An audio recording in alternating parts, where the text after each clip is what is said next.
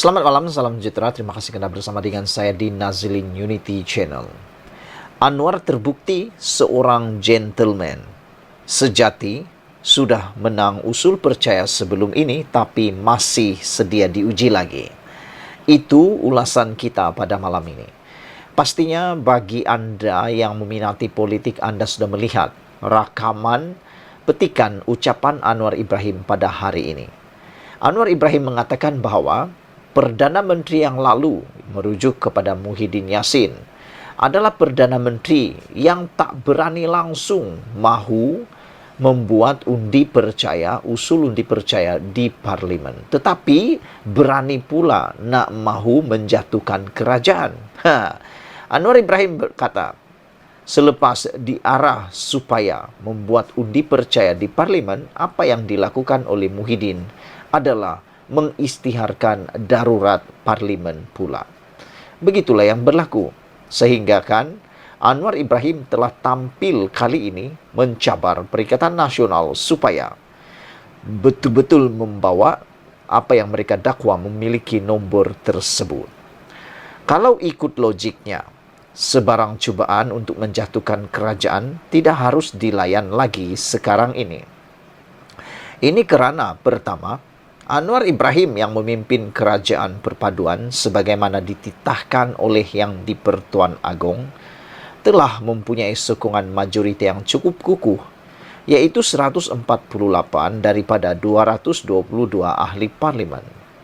Dengan jumlah sokongan 148 ahli parlimen itu bererti kerajaan perpaduan ini memiliki majoriti 2/3 sokongan di parlimen.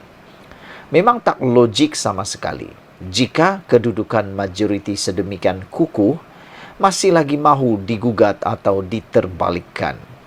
Apalagi yang bising-bising mahu menjatuhkan kerajaan itu hanyalah pihak di luar kerajaan, termasuk kelompok yang kalah teruk sehingga hilang deposit pada PRU 15 lalu. Siapa lagi kalau bukan Tun Mahathir Mohamad dengan geng-geng beliau, yang mana telah pun kalah teruk sehingga hilang deposit pada PRU tersebut. Tetapi malangnya, tidak terdengar sama sekali ada ahli parlimen penyokong kerajaan yang mahu menarik sokongan atau tidak puas hati terhadap kepimpinan Anwar.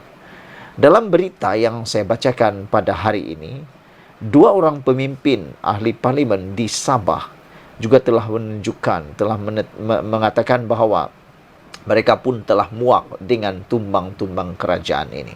Mereka kukuh menyokong Anwar Ibrahim. Begitu juga dengan kepimpinan di Sarawak apabila Abang Jo, iaitu Premier Sarawak, juga telah mengatakan bahawa beliau tidak mahu campur tangan di dalam masalah yang berlaku di Semenanjung Malaysia. Beliau kata, buat apa saya nak sibuk dengan masalah yang ada di Semenanjung Malaysia, kata beliau. Lagi pula, beliau langsung tidak berminat untuk menunjukkan minat langsung dengan hal tersebut. Bahkan beliau buat perbandingan. Beliau di dalam perbandingan itu memberi isyarat bahawa kesibukan beliau menyambut hari raya lebih penting daripada menjatuhkan kerajaan buat masa ini.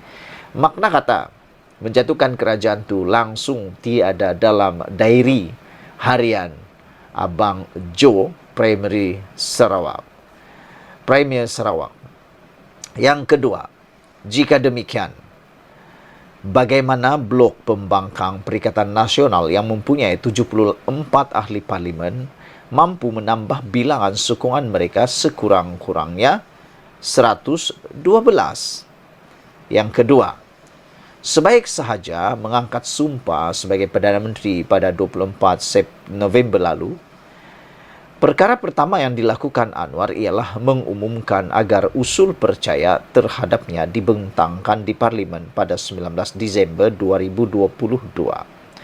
Dalam undian yang diadakan pada tarikh tersebut, sokongan terhadap Anwar ternyata kukuh, di mana blok pembangkang tidak berani sama sekali menentang usul percaya itu.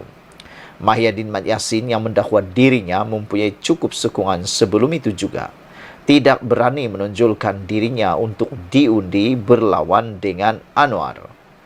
Walaupun kemenangan hanya melalui undian suara berikutan blok pembangkang tiada telur untuk menamakan sesiapa sebagai pencabar, jumlah ahli parlimen menyokong Anwar kemudiannya dibuktikan berjumlah 148 orang. Dengan dua perkara di atas, sebenarnya tidak perlu lagi dilayan sebarang cubaan untuk menukar kerajaan. Sudah sah lagi, nyata, Anwar memiliki sokongan majoriti yang kukuh sebagai Perdana Menteri. Takkanlah setelah disahkan di parlimen pun, masih lagi berbangkit isu mahu menjatuhkan beliau. Hakikatnya, peluang sudah pun diberi tetapi mereka tiada keberanian untuk mencabar kedudukan Anwar. Cukuplah sekali saja peluang itu diberikan dan selebihnya, tugas ahli parlimen seharusnya ditumpukan bersama memastikan negara dapat ditadbir dengan baik. Jika tiap kali sidang parlimen perlu dibentangkan usul percaya atau tidak percaya, apakah kerja dan peranan ahli-ahli parlimen hanya untuk menukar kerajaan saja? Kalau itu saja kerja diorang, orang Sabah cakap dengan bahasa pelat Sabah, dia kata beginilah, begini kita bilang. Ahli-ahli parlimen ini kerja diorang hanya menukar kerajaan sajakah? Kalau tiap kali sidang parlimen bersidang, asik-asik usul undi percaya saja yang dibuat setiap kali bersidang, itukah kerja diorang pergi parlimen? Takkanlah itu pula kerja diorang kan?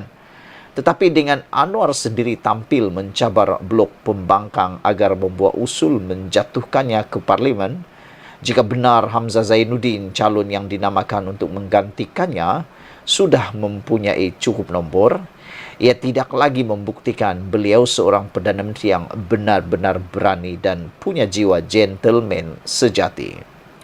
Jauh daripada sifat pengecut sehingga tergamak mendaruratkan parlimen sebagaimana dilakukan Muhyiddin sebelum ini, Anwar sebaliknya mahu pertarungan secara anak jantan dilakukan di tempat yang paling berwibawa, yaitu parlimen, bagi menentukan keabsahan seorang Perdana Menteri. Yang menarik lagi, beliau sedia diuji buat kali kedua, walhal sudah pun memenangi usul percaya sebelum ini. Maka melalui cabaran ini, inilah masanya bagi Perikatan Nasional secara bersendirian atau bergabung dengan Tun Mahathir Mohamad yang hilang deposit untuk membuktikan dan menyahut cabaran Perdana Menteri itu. Oleh kerana parlimen akan bersidang pada bulan Jun, Perikatan Nasional mesti menggunakan tempoh masa yang ada ini untuk bekerja keras, mengumpul sokongan yang diperlukan untuk menumbangkan kerajaan. Kalau benar, kononnya sudah ada 126 ahli parlimen menyokong, buktikanlah di parlimen nanti. Dan jangan berdalih macam-macam lagi. Jangan sembang saja. Tapi bila sampai masanya, habuk pun tiada. Selepas sidang parlimen Jun nanti, jika Perikatan Nasional gagal membuktikan mereka memiliki nombor yang diperlukan untuk menubuhkan kerajaan, sebarang cubaan menukar kerajaan selepas itu tidak harus dilayan lagi. Mereka secara moral dan perundangan tidak berhak lagi bercakap untuk menukar atau menjatuhkan kerajaan. Jika berjaya melepasi usul pada Jun nanti, kerajaan pimpinan Anwar secara mutlak telah 2 kali disahkan majoriti dan keabsahannya untuk memimpin negara sehingga PRU 15-16 akan datang.